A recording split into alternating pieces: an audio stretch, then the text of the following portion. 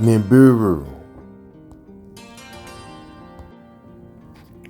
In telling my story, I will not bother with linear time as you know it. Earth time is useless to describe our relationship with you. One of our years equals 3,600 Earth years. Pleiadian time is rubbery, expandable, and interdimensional. Some of us can travel to any point in time we choose, even alter the events of that time. There is a price to pay for such excursions, but once the talent for them has been mastered, how can one resist? Time travel is fun. Fixed concepts of time simply don't exist, so don't expect them here. My childhood was a very magical time for me. The cuneiform clay tablets found in Sumer and Babylon say that I was born on Earth, which is true. My twin brother, Utu, came first from my mother's womb, giving him precedence over me in the rights of inheritance. I, however, did not let this unfortunate accident of birth hamper me, and later on in life I generously compensated myself for this mild frustration. As soon as we were able to travel, my brother and I were shipped back to our home, Nibiru, an artificial planet which had been designed by Pleiadian technology to seek out raw materials in the solar system, and which orbits throughout your solar system every 3,600 years. The planet Nibiru was given to our family eons ago, and Anu, my great-grandfather, inherited its rulership from his father before him. Anu is the father of Enlil, and Enlil is father to my father Nana. My mother is called Ningle, and she is the sweetest lady I've ever known. I love her very much, but I've often wondered how she ever produced me. My twin brother Utu and I were the first of the royal family to be born on Terra, our name for Earth at that time. No one knew if Terra's frequencies would affect the DNA of the young Pleiadian children. The radiation storms and magnetic fluctuations of this outpost planet were still unpredictable in those days, and our parents and grandparents were taking no chances with our precious genetic codes. We were brought up in the magnificent palace of my great-grandfather Anu and his sister Queen Antu. My first real memories are of laughing and running across polished lapis lazuli floors, soft breezes, gentle blue, huge white curtains, and caress the beautiful dark curls of my hair. My laughter filled up the house. My little blue body was ramping or running for the sheer pleasure of feeling the cool lapis under my chubby little feet. Everyone loved me, and there was no one to control me, only those who would praise and hug me. Life was perfect. Most of the members of my family have skin of varying blue tones, like the colors of turquoise and a creamy lapis lazuli blended together. Warm, soft blues that result from the large amounts of copper in our blood. This copper protects us from the cosmic radiation bombarding our planet from space. Our continual tendency to wage war long ago depleted our atmosphere's natural protection against such pernicious radiation, so our bodies adapted by increasing their copper content.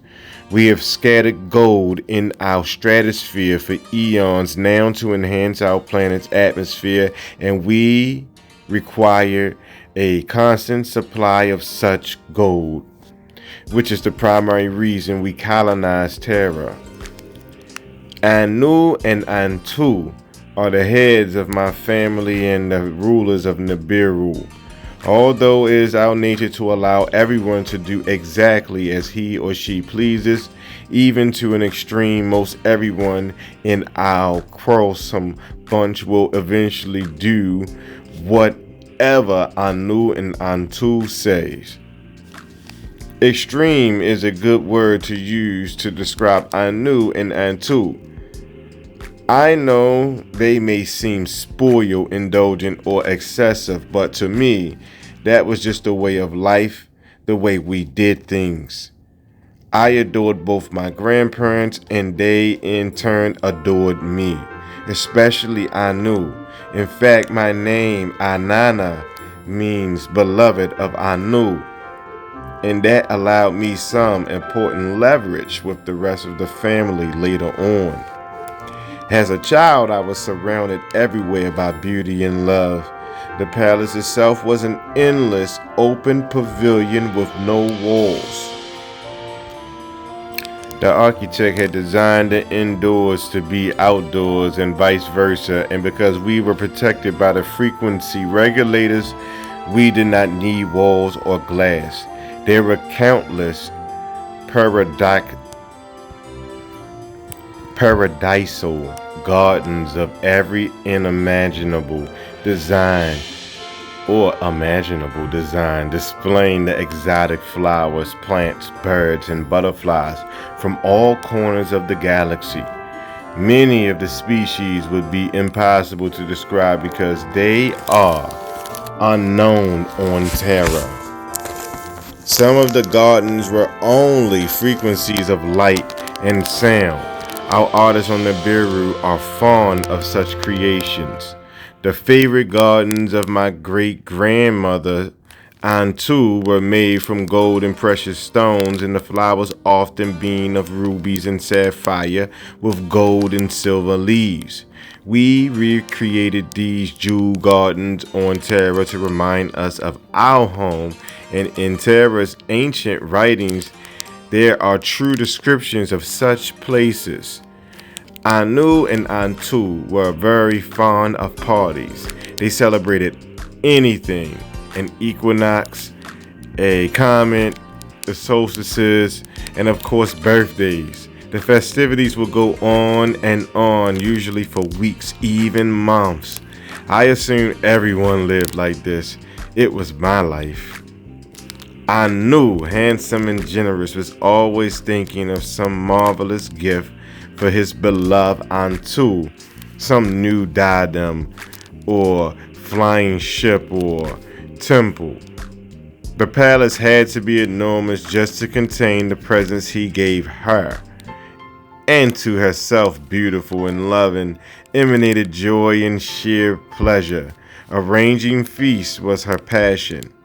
Antu had a genius for logistics, and her parties were always organized to the last napkin ring. She was one of those consummate hostess types who leave you wondering who has the power, the wife or her husband. Everyone from all over the galaxies wanted to be invited to the palace and stuffed with delicacies from Antu's kitchen. Fantastic magical palaces formed from cakes and fruit, and ices were temptingly displayed on tables after table, and our wines were superb. Our love of beauty and creativity naturally extends to lovemaking. The act of sexual union is regarded with the highest reverence among people on the Nibiru and throughout Pleiades. If you bring your earthly concepts of sexuality and morality to my story, you may just as well close the book right now. As we see it, sex is about the frequencies of energies and their direction, because we use sexual energy to create many things. Its focus and amplification is an art form that we all learn and enjoy. We see it as the pure force of energy that emanates from Prime Creator into the body and its receptor centers. Once in the body, it is redirected and transformed according to the ability and capacity of the individual. In some ways, it can be likened to an electronic circuitry that modifies and distributes electrical power. It was Antu and Anu who taught me the knowledge of the sacred union. Antu embodies the passionate forces of creation and is considered a great master of such knowledge. I was honored to have her teach me. The power of sexual expression is revered and sought after by us. This knowledge was part of my genetic lineage, and because I am the blood of Anu and Antu, I was natural, born to love and to be loved, and thus their favorite.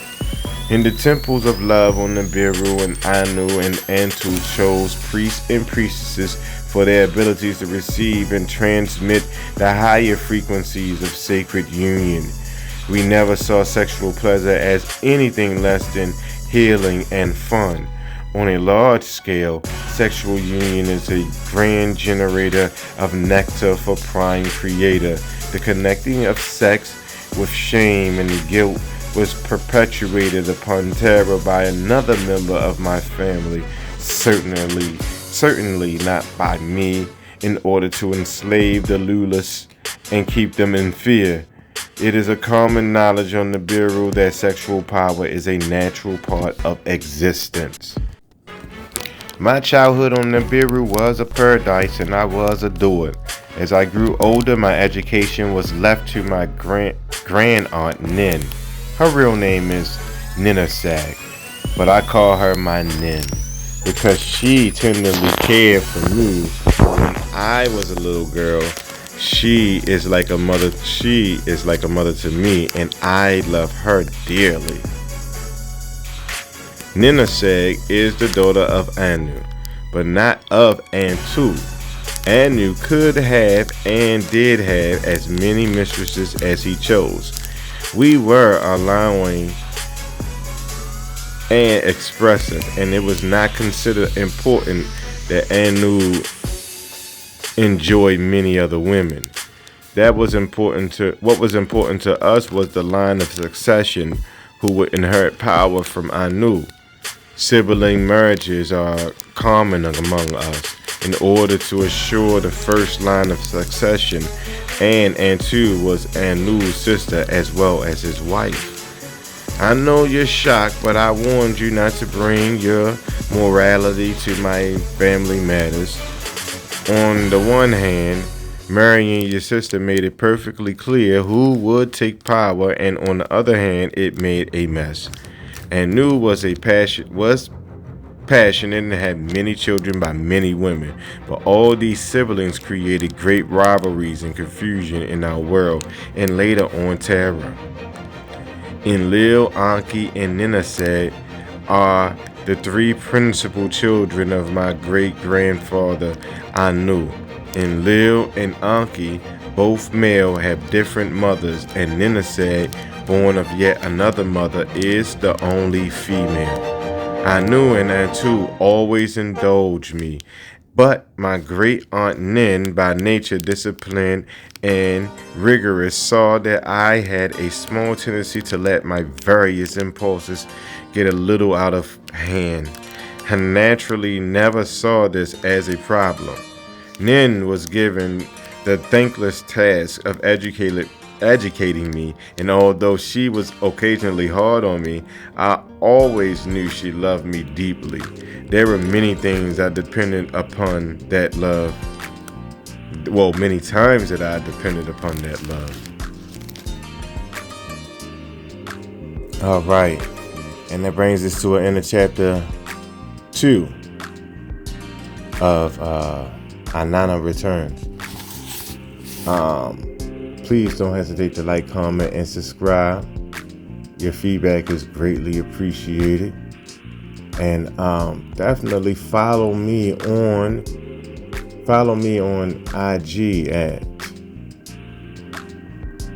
Wisdom underscore is underscore